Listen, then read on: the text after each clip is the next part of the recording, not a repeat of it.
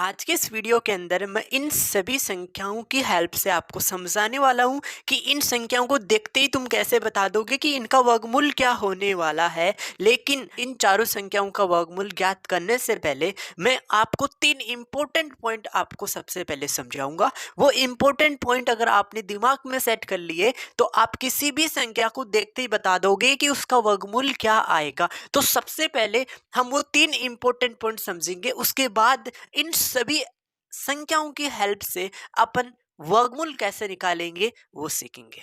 तो चलो सबसे पहले अपन वो तीन इंपॉर्टेंट पॉइंट समझते हैं। यस, देखिए सबसे फर्स्ट जो इंपॉर्टेंट पॉइंट है वो क्या है कि किसी भी पूर्ण वर्ग संख्या का इकाई अंक अगर आपको 2, 3, 7 और 8 दिखे तो आप उस संख्या का वर्गमूल नहीं ज्ञात कर सकते। फर्स्ट पॉइंट आप अपने दिमाग में सेट कर लीजिए कि अगर आपको कोई भी संख्या दे दे, अगर उसका आपको वर्गमूल ज्ञात करना है तो सबसे पहले आपको उस संख्या का इकाई अंक चेक करना होगा। अगर उस संख्या का इकाई अंक 2, 3, 7 और 8 में से कुछ भी आ रहा है तो आप उस संख्या का वर्गमूल ज्ञात नहीं कर पाओगे, यानी पूर्ण तरीके से आप उसका वर्गमूल ज्ञात नहीं कर पाओगे। हो सकता है आप डेसिमल में निकालोगे, लेकिन यहाँ पे अपन डेसिमल की बात नहीं करने वाले। अपन यहाँ सीख रहे हैं कि जो संख्या आपको दे रखी है उसका पूर्ण तरीके से आप वर्गमूल ज्ञात कर सकते हैं या नहीं कर सकते। तो आप यहाँ देखिए 1152 है, यानी इकाई अंक कितना है? दो। दो इकाई अंक है, इसका मतलब इस संख्या का हम क्या नहीं कर सकते? वर्गमूल ज्ञात नहीं कर सकते। दूसरी संख्या में क्या दे रखी है? 2207 दे रखा है, इसका इकाई अंक कितना आया? 7 आया। तो इस संख्या का भी हम क्या नहीं कर सकते? वर्गमूल ज्ञात नहीं कर सकते। दशमलव में किया जा सकता है, लेकिन पूर्ण संख्या आप इनको नहीं कह सकते। यानी पूर्ण वर्ग संख्या की बात कर रहा हूं मैं यहाँ पे। आप इन संख्याओं को पूर्ण वर्ग संख्या नहीं कह सकते, क्योंकि ये संख्याएं किसी भी संख्या का वर्ग नहीं होती। जो संख्या दूसरी संख्या का वर्ग होती है, जैसे एक एग्जांपल मैं आपको लेके बताऊं, जैसे 144। 144 का आप वर्गमूल ज्ञात कर सकते हैं, क्योंकि इसका इकाई अंक कितना आ रहा है? 4 आ रहा है। और ये संख्या किसी दूसरी संख्या का क्या वर्ग है? 12 का स्क्वायर। इसलिए इस 144 को हम क्या कहते हैं? पूर्ण वर्ग संख्या कहते हैं। तो एक नंबर पॉइंट तो ये था। दो नंबर पॉइंट समझो, अगर आपको कोई संख्या दे रखी है और उस संख्या के उस पूर्ण वर्ग संख्या के अंत में शून्यों की जो संख्या है वो कभी भी क्या नहीं होगी? विषम नहीं हो सकती। विषम का मतलब, अगर हमें कहा जाए कि इस 36,000 का वर्गमूल, तो ये 36,000 पूर्ण वर्ग संख्या नहीं हो सकती। क्यों नहीं हो सकती? क्योंकि इसमें जो जीरो शून्यों की संख्या वो क्या दी है? विषम दी है। आप इसको पूर्ण वर्ग संख्या नहीं कह सकते। अगर यहीं पे मैं ऐसा कहता 3600 और इसका वर्गमूल निकालने के लिए बोलूं तो आप देखते ही बता दोगे, क्योंकि 36 का स्क्वायर 6 का स्क्वायर होता है और दो जीरो आए तो एक जीरो लिख दो। तो 3600 का वर्गमूल कितना आ जाएगा? 60 आ जाएगा। तो मेरा कहने का मतलब ये है कि अगर आप किसी संख्या को पूर्ण वर्ग संख्या बता रहे हो तो उसके अंत में शून्यों की संख्या क्या नहीं होनी चाहिए?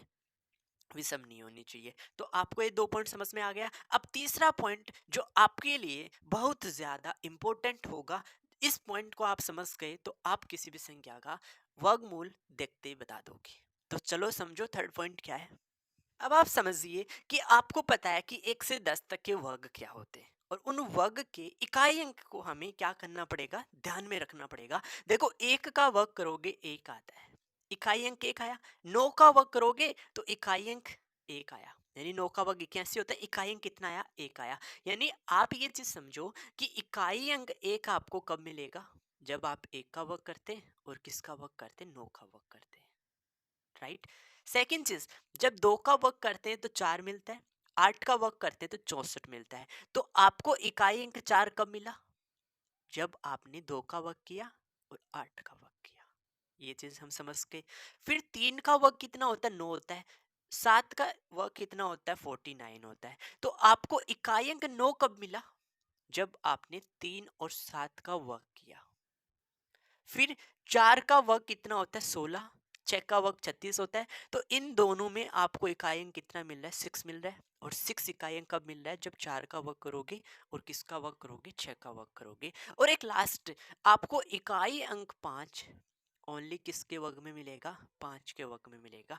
अगर आप ये तीनों पॉइंट समझ गए तो हम जो ऊपर 4 एग्जाम्पल लिख रहे थे उन चारों एग्जाम्पल का आपको मैं वर्गमूल देखते ही ज्ञात करने का आपको मेथड सिखाता हूँ कि कैसे आप देखते ही बता दोगे कि इसका वर्गमूल क्या होने वाला है। चलो समझते हैं।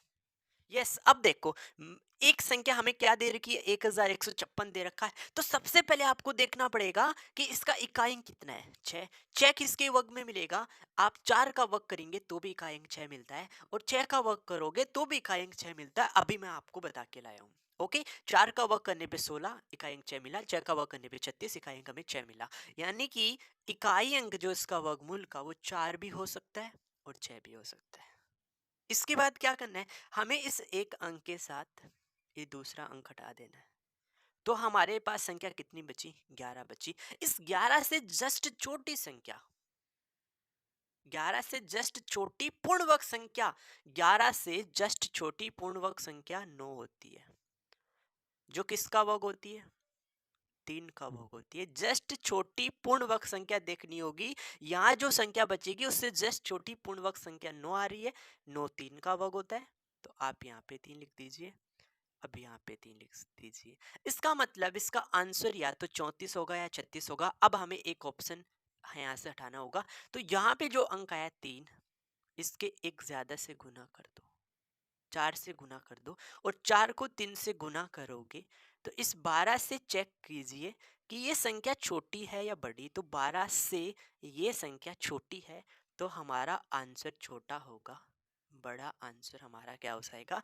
कैंसिल हो जाएगा। तो आई होप आपको ये समझ में आ गया होगा। अब सेकंड एग्जांपल की हेल्प से फिर से समझो इसी बात को। सेम इसमें भी मैंने क्या कहा? इकाई अंक कितना आ रहा है? 6 आ रहा है। इसका मतलब इस संख्या का इकाई अंक 6 है, तो या तो आपको 4 के वर्ग में मिलेगा या फिर आपको किसके वर्ग में मिलेगा? 6 के वर्ग में मिलेगा। एक संख्या के बाद आप दूसरा अंक, यानी एक अंक के साथ आप दूसरा अंक हटा दो, तो संख्या कितना बची? 31 बचा। अब 31 से जस्ट पूर्णवर्ग संख्या देखो, जस्ट छोटी पूर्णवर्ग संख्या 25 होती है, और 25 किसका वर्ग होती है? 5 का वर्ग होती है। आप यहाँ पे भी 5 लिखेंगे और आप यहाँ पे भी कितना लिखेंगे? 5 लिखेंगे। आंसर तो एक ही राइट होगा, तो एक ऑप्शन हमें हटाना पड़ेगा। तो यहाँ जो अंक आता है दाई अंक 5, इससे एक ज्यादा कर दो 6, और 6 को 5 से गुना करो, 6 पंजा में 30, और 30 से आपको चेक करना पड़ेगा कि ये नंबर छोटा है बड़ा। तो 30 से नंबर बड़ा है, तो बड़ा वाला आंसर आएगा 56। हमारा क्या आ जाएगा? 3136 का वर्गमूल आ जाएगा। बहुत आसान है, आपको अभी मैं सिखा रहा हूँ इसलिए थोड़ा सा समय आपको लग रहा होगा। जैसे ही आप इन चीज़ों को सीख जाओगे और प्रैक्टिस कर लोगे तो मैं बोल रहा हूँ कि आप 10 सेकंड के अंदर अंदर किसी भी संख्या का आप वर्गमूल ज्ञात करके बता सकते हो। ओके, दो एग्जाम्पल और हमारे सामने हैं, उनकी हेल्प से अपन और इस बात को अच्छे से समझते हैं। यस, देखिए अगला जो नंबर है वो 5625। सबसे पहले ये चेक कर लो कि इकाई अंक 5 आ रहा है, तो इसका मतलब इसका आप वर्गमूल ज्ञात कर सकते हैं। पूर्ण वर्ग संख्या है। अब 5 इकाई अंक किसके वर्ग में मिलता है? 5 के वर्ग में मिलता है। आपको इससे आसान नंबर नहीं मिलेगा। इकाई अंक आपको 5 पता चल गया, एक अंक के साथ दूसरा अंक हमें हटाना होता है। बचा कितना? 56। और 56 से जस्ट छोटी पूर्ण वर्ग संख्या, 56 से जस्ट छोटी पूर्ण वर्ग संख्या 49 होती है, जो किसका वर्ग होती है? 7 का वर्ग होती है। तो आप यहाँ पे 7 लिख दीजिए, यानी कि 75 का वर्ग 5625 होता है, और 5625 का वर्गमूल कितना होता है?